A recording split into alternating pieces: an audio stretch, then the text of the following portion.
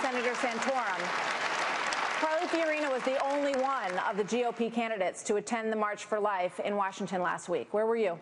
Well, I've been to the March for Life for about 25 years, and I think that's a pretty good record. Spoken at it a few times, and I have shepherded every single pro-life piece of legislation that's passed over the last 20 years. I've either authored it or shepherded it through the United States Congress, and I'm pretty proud of that record, too.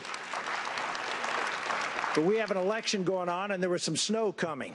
And so I decided that maybe it would be better for me to get out and do some campaigning and not be stuck, as my wife and kids were for a week, piling out of 2.5 feet of snow. So here's what I would say. If you want someone that's going to talk a good game, there are a lot of folks on this stage that have talked a good game on the issue of life.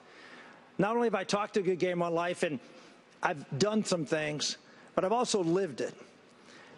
You know, one of the things St. Francis said was, you know, if you preach the gospel, and if you have to, speak.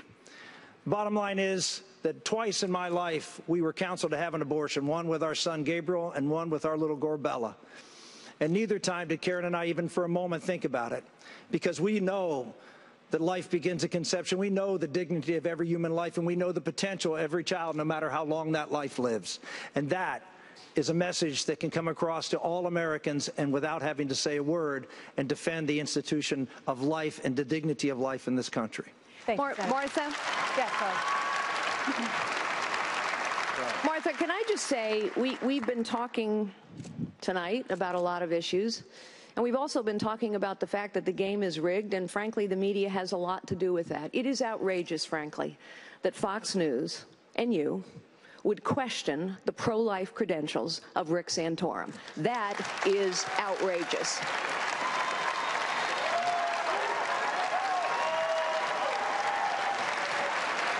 Thank you, Ms. Fiorina. Governor